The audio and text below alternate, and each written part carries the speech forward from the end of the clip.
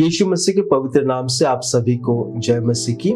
आज हम परमेश्वर के वचन लूका रचित सुसमाचार उसका 18 अध्याय 1 से 17 से कुछ चीजों को हम प्रार्थना के बारे में हम सीखने की कोशिश करेंगे।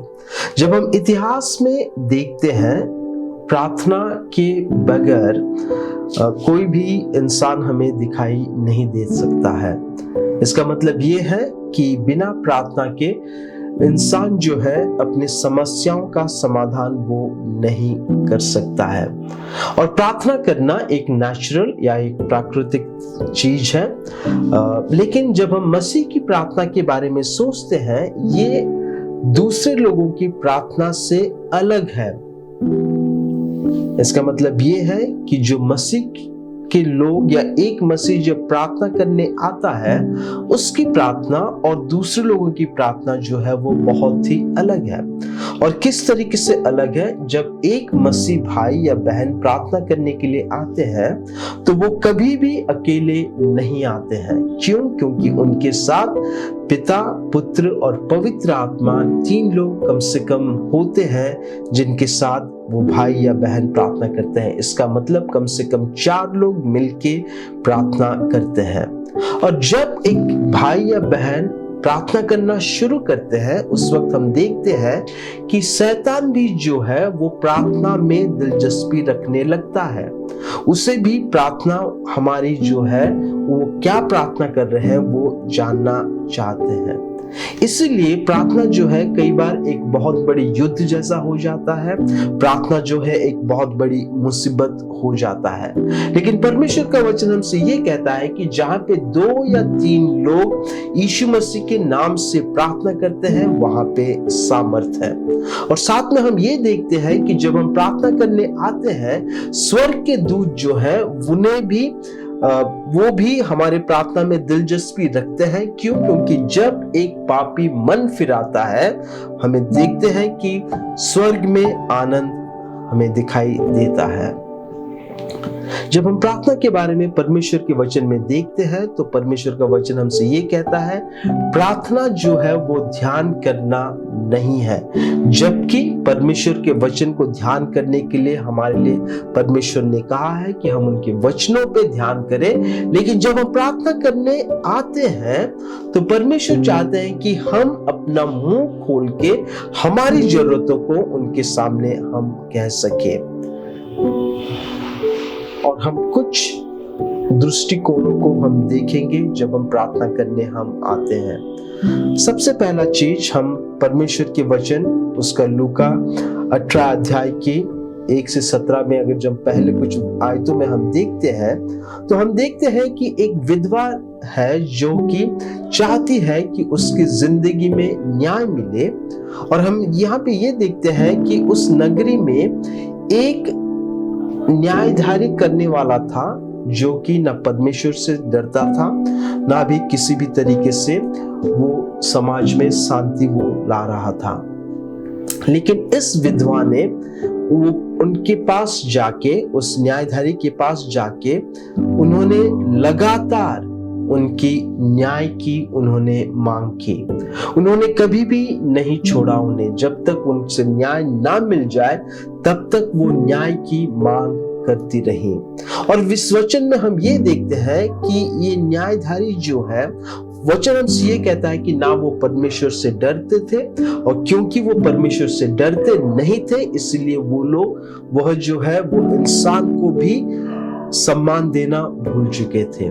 जब हम परमेश्वर को डरते हैं तभी हम लोगों को हम सम्मान देते हैं। अगर हम परमेश्वर को नहीं डरते हैं तो हमें सम्मान देना इतना आसान नहीं होगा।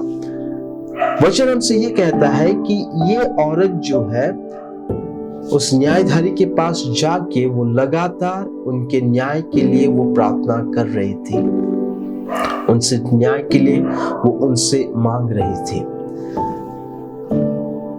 और यहाँ पे जो न्यायधारी है वो ये कहते हैं, अगर मैं इनका न्याय नहीं करूंगा तो ये मेरी जिंदगी जो है, या फिर मेरी जिंदगी जो है वो एकदम 5वीं आयत में ये कहते हैं, तो भी क्योंकि इस विधवा ने मेरे कान खा डाले हैं मैं देखूंगा कि उसे न्याय मिल जाए, ताकि यह मेरे पास बार बार आकर कहीं मुझे ही ना थका डाले। वचन हमसे ये कहता है कि इस न्यायधारी ने या ये जज ने इस विधवा की जो विनती थी वो सुनने लगा। क्यों? क्योंकि वो परेशान हो गया, कहीं ये औरत आके न्याय के लिए मेरी जो चैन जो है उसे ना खो दे। और यीशु मसीह इस वचन से हमें ये सिखाते हैं, इस दृष्टांत से हमें ये सिखाते हैं कि न्यायधारी जो कि न्याय नहीं करता था, जो कि परमेश्वर को भय नहीं मानता था, वैसा ही इंसान अगर इस विधवा की प्रार्थना को सुन रही है और प्रार्थना का जवाब दे रहे हैं, परमेश्वर जो कि न्याय करते हैं, जो कि अच्छे हैं, जो कि सदा के लिए भले हैं, जिन्होंने वादा किया है कि वो कभी किसी को अकेला नहीं छोड़ेंगे, अगर हम इस विधवा की तरह लगातार अगर हम प्रार्थना अगर हम परमेश्वर के साथ करेंगे, तो क्या परमेश्वर हमारे प्रार्थना का जवाब नहीं देंगे? और अगर हम कंपैरिजन देखते हैं तो एक न्यायधारी जो कि परमेश्वर को नहीं जानता था, और परमेश्वर के वचन में हम देखते हैं कि परमेश्वर लोगों के साथ कैसे न्याय करते हैं, कैसे अच्छे हैं। और इस विधवा जो है, जो परमेश्वर को नहीं डरता था, ये न्यायधारी जो है वो परमेश्वर को ना डरने के बावजूद भी, क्योंकि इस विधवा उनकी प्रार्थना का परेशान करेगी करके उन्होंने उस प्रार्थना का उनके न्याय का उन्होंने जवाब दिया था। वचन हमसे ये कहता है, तो क्या परमेश्वर अगर हम लगातार हम परमेश्वर के साथ हम प्रार्थना करते रहेंगे, तो क्या परमेश्वर हमारे प्रार्थना का जवाब नहीं देंगे? दूसरा दृष्टांत से हम ये देखते हैं कि किस तरीके से एक फरीसी और किस तरीके से एक टैक्स कलेक्टर दोनों एक ही जगह पे आते हैं, एक ही समय पे आते हैं, और दोनों जो है वो प्रार्थना करते हैं। लेकिन एक की प्रार्थना जो है वो परमेश्वर सुनते हैं, और दूसरे की प्रार्थना जो है उसी जगह के अंदर ही रह जाती है। और जब हम दोनों की प्रार्थना में हम देखते हैं, तो एक की प्रार्थना ये है, वो ये कहता है कि मैं परमेश्वर को दशमांश देता हूं, मैं हफ्ते में 2 दिन उपवास रखता हूं, जबकि मेरे को साल में एक ही बार ही उपवास रखना है मूसा के आज्ञा के नियमों के अनुसार, लेकिन मैं अपना दशमांश देता हूं, मैं हफ्ते में 2 बार उपवास करता हूं, और मैं आपके पास आके ये कहता हूं कि मैं दूसरे टैक्स कलेक्टर से मैं अच्छा इंसान हूं। और जब ये इंसान दूसरों के साथ कंपेयर करने लगता है, तो वो हमेशा अच्छा ही दिखता है। अगर हम दूसरों के साथ कंपेयर करने लगेंगे, तो हमें हमेशा अच्छाइयां ही नजर आएंगी। लेकिन दूसरे इंसान की जिंदगी में अगर हम देखते हैं, जो कि टैक्स कलेक्टर है, वो ये कहता है कि परमेश्वर, मैं एक पापी हूं और आप मुझे माफ करिए।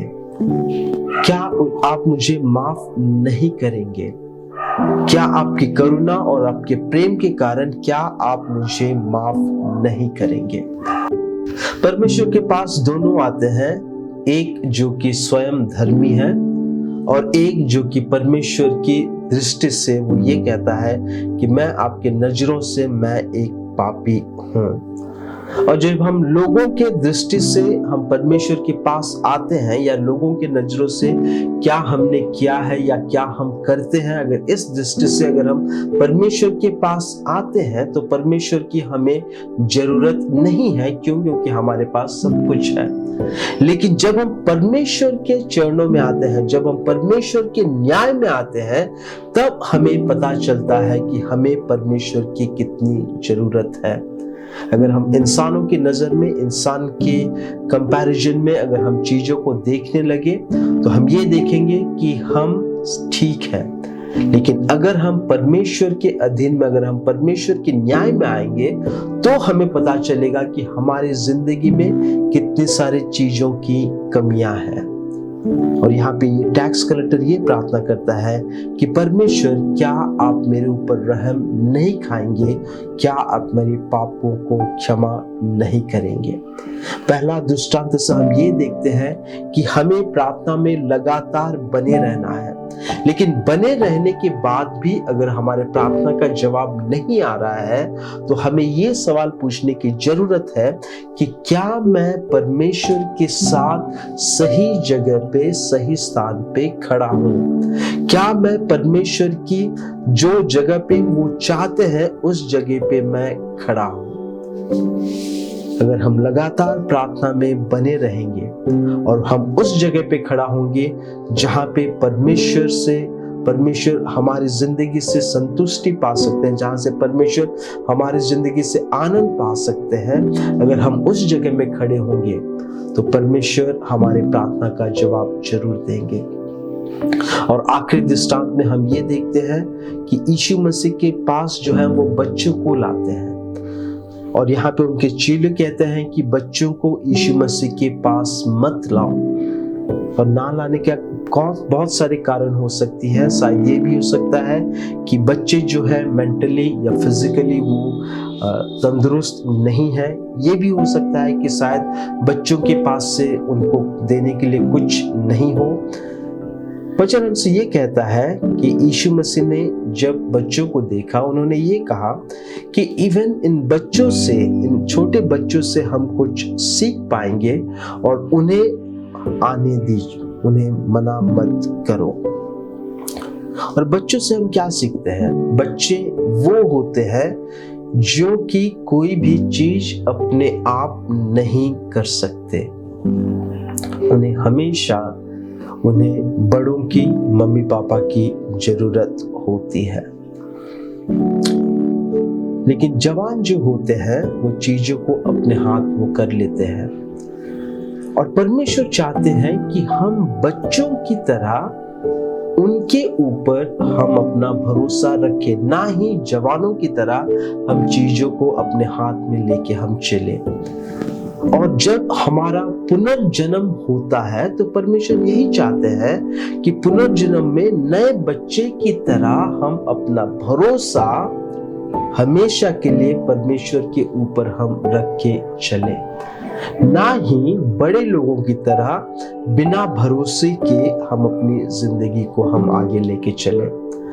और कई बार हमारी जिंदगी में होता ये है कि हम बड़ों की तरह हमें परमेश्वर के ऊपर भरोसा रखना हम छोड़ देते हैं, और हम अपने आप पर हम भरोसा रखना हम शुरू कर देते हैं। और यीशु मसीह इस बच्चों का दृष्टांत हमें देख के ये कहते हैं कि हमें बच्चों की तरह परमेश्वर के ऊपर हमें अपना भरोसा हमें रखना है। हमारी प्रार्थना की जिंदगी में क्या हमने कुछ चीजों को जो हम प्रार्थना करते थे, क्या हमने उन प्रार्थना को करना छोड़ दिया है? क्या हमने उन प्रार्थनाओं को करना हमने बंद कर दिया है? क्या हम ये सोचते हैं कि परमेश्वर अब हमारी प्रार्थना का सुन नहीं रहा है, जवाब नहीं दे रहा है? अगर हमने उस प्रार्थना को हमने करना छोड़ दिया है तो पहला चीज हम ये देख सकते हैं कि हमारा रिश्ता जो है परमेश्वर के साथ वो अच्छा नहीं होगा अगर हमने प्रार्थना करना छोड़ दिया है। लेकिन अगर हम प्रार्थना करने में अगर हम बने हुए हैं तो हम इस चीज को देख पाएंगे कि हमारा रिश्ता जो है परमेश्वर के साथ वो मजबूत होता जा रहा है। अगर हम लगातार हम प्रार्थना कर रहे हैं लेकिन अगर उस प्रार्थना का जवाब अगर हमें नहीं मिल रहा है, शायद इसका कारण ये भी हो सकता है कि हम परमेश्वर जिस जगह पे खड़े होना चाहते हैं, परमेश्वर के सामने जब हम आते हैं, शायद हम उस जगह पे हम खड़े नहीं हैं। और आखिर में हम ये देखते हैं कि क्या हम इन दोनों चीजों के बाद प्राप्त करने के बाद, लगातार प्रार्थना करने के बाद, हम अपने आप को परमेश्वर में सही पाने के बाद क्या हम चीजों को अपने हाथों से हम कर रहे हैं? परमेश्वर चाहते हैं कि हम छोटे बच्चे की तरह हम परमेश्वर के ऊपर अपना भरोसा रखें। अगर हमने प्रार्थना करना छोड़ दिया है, अगर हमने एक छोटे बच्चे की तरह परमेश्वर के ऊपर आशा रखना, भरोसा रखना छोड़ दिया है, अगर हम परमेश्वर के साथ अगर हम सही स्थान में नहीं हैं, क्यों ना हम आज के दिन परमेश्वर के चरणों में आए कि कहें कि परमेश्वर आप हमारी गलतियों को माफ करिए और आप हमें एक मौका दीजिए जहाँ पे हम फिर से आपके साथ प्रार्थना की संगति को हम शुरू कर पाए, जहाँ पे हम आपके साथ एक अच्छा रिश्ता बना के रह पाए, जहाँ पे हम एक छोटे बच्चे की तरह आपके ऊपर हम भरोसा कर पाए। स्वर्गीय पिता, आज के दिन हम आपके चरणों में आते हैं और धन्यवाद देते हैं ये समय के लिए। प्रार्थना करते हैं पिता कि अगर हमने कुछ चीजों को जो हमारे जिंदगी में नामुमकिन होती हो, उन चीजों को अगर हमने प्रार्थना करना अगर हमने बंद कर दिया है, तो हम प्रार्थना करते हैं पिता कि आप हमें उस उम्मीद दीजिए, आशा दीजिए, जहाँ पे हम लगातार आपके साथ प्रार्थना में बनकर हम अपनी जिंदगी को प्रार्थना में मजबूत बनाए पिता। आज के दिन हम प्रार्थना करते हैं पिता, अगर हम आपके साथ सही संगति में सही स्थान पे नहीं है, तो प्रार्थना करते हैं कि आप हमारी गलतियों को माफ करिए और आप हमें एक नई जिंदगी दीजिए जहाँ पे हम आपके प्रेम और आपके अनुग्रह को समझ पाए पिता। हम प्रार्थना करते हैं कि हम एक छोटे बच्चे की तरह आपकी और हम हमेशा देखते रहे, एक छोटे बच्चे की तरह हम अपना भरोसा जो है आपके ऊपर हम बना के रख पाए पिता। धन्यवाद देते हैं कि आपने हमारी इस प्रार्थना को सुनी है। ये प्रार्थना हम यीशु मसीह के पवित्र नाम से मांगते हैं, आमीन। धन्यवाद। परमेश्वर आप सबको आशीष दे, सबको जय मसीह की। Thank you.